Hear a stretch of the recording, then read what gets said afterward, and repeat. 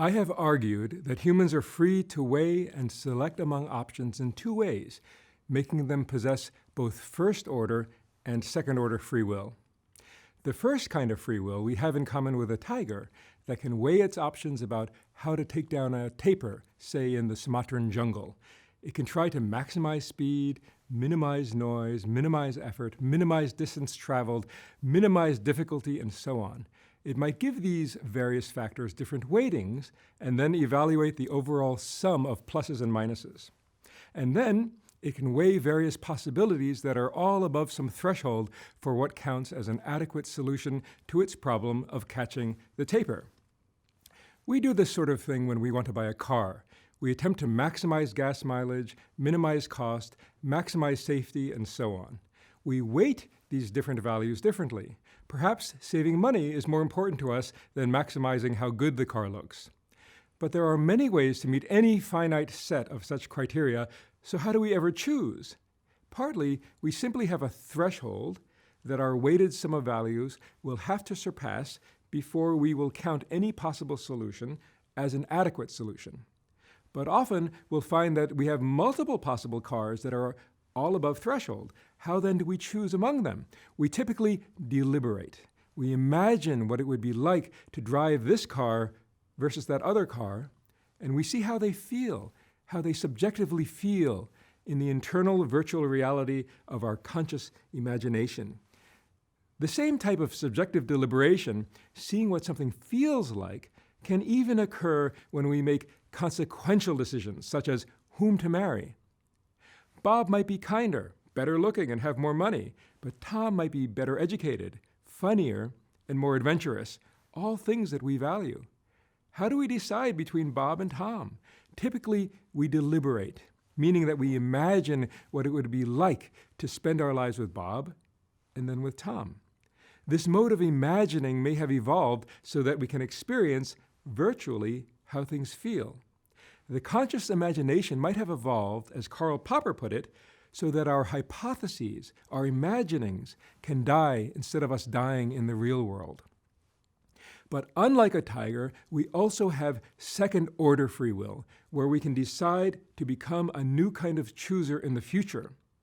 No tiger thinks to itself, next year I'd like to be a new kind of tiger that eats more pangolins and fewer tapirs. Its domain of possibilities cannot be changed through an act of will. The possibilities that are opened to consideration by a tiger are largely fixed by instinct.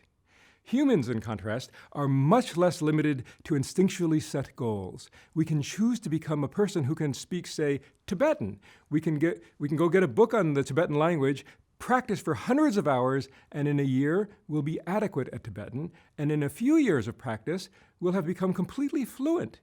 We will have, through sheer persistence, goal-directedness, and willpower, become a new kind of person with a new kind of nervous system, namely one that can process Tibetan inputs and produce Tibetan outputs.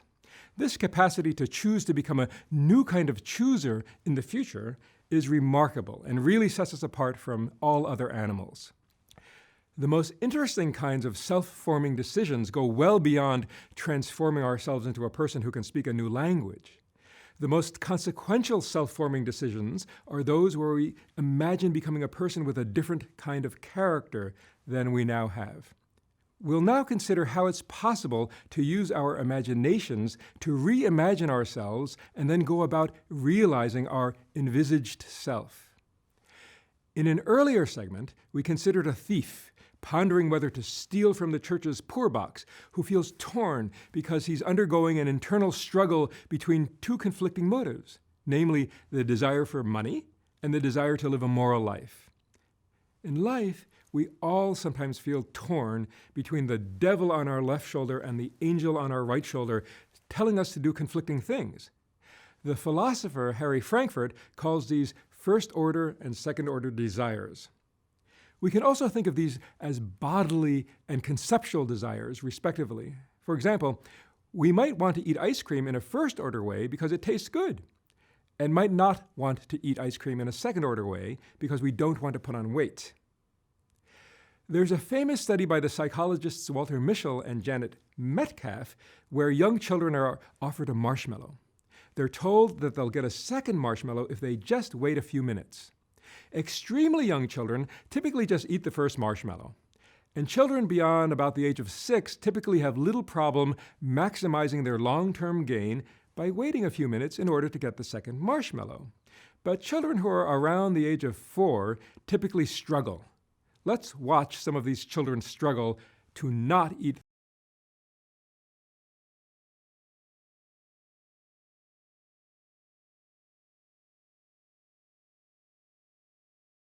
Two. So, are you gonna eat it? If I want to eat something. Or we're still not gonna get two.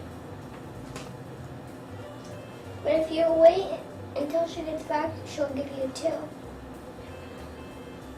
She still won't give you two because you ate it. So love it. And I didn't eat a single bite of it. So don't show her, okay?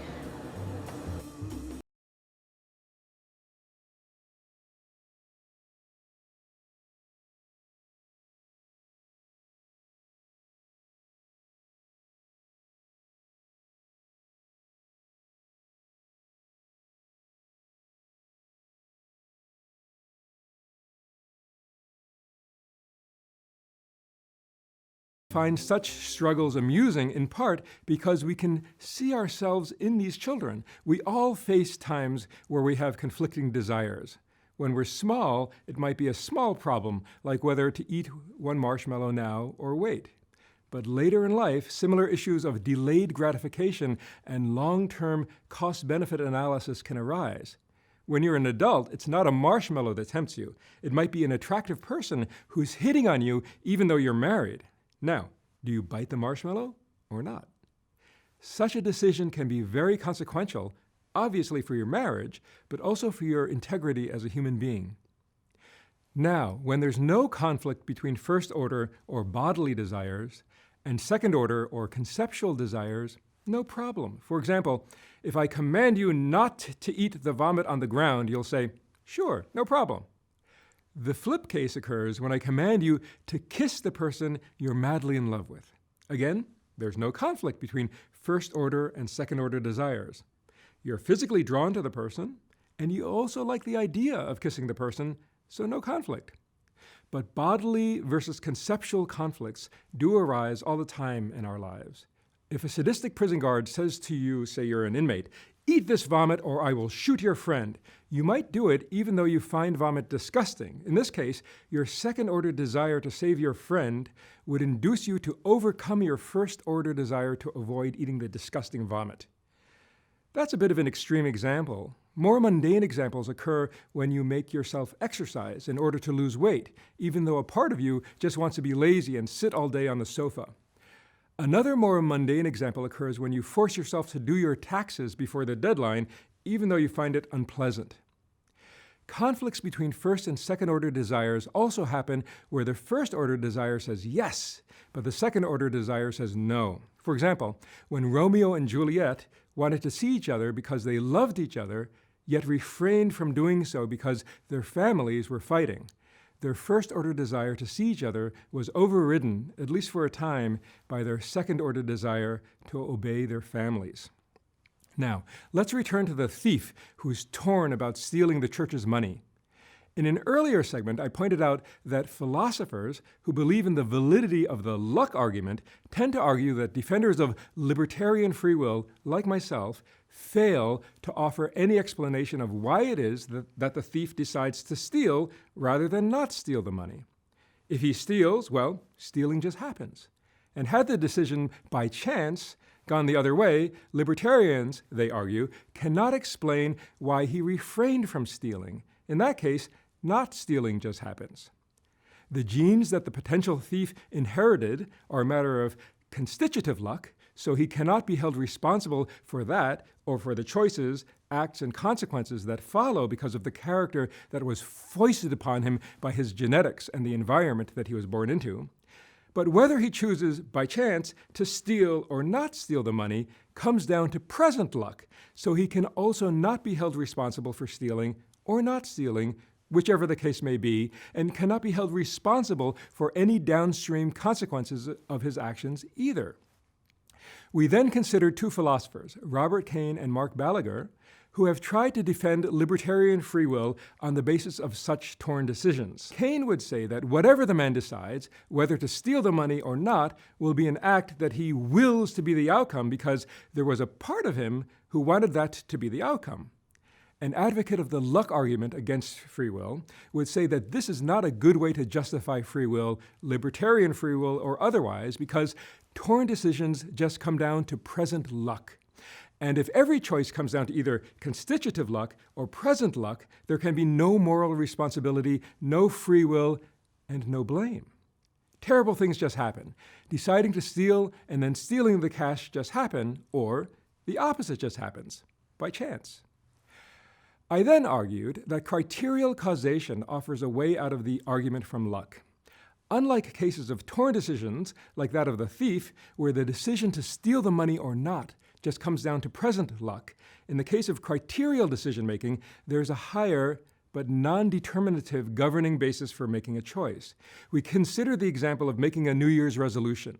Yes, that resolution ended up being, say, to be more honest this year rather than to be less greedy this year. That was a matter of luck in the sense that the first proposal passed the threshold for adequate satisfaction of integrity-enhancing criteria first. But it was not an utterly random outcome like choosing to steal the money or not, as in the thief's torn decision, because it had to be an integrity-enhancing resolution.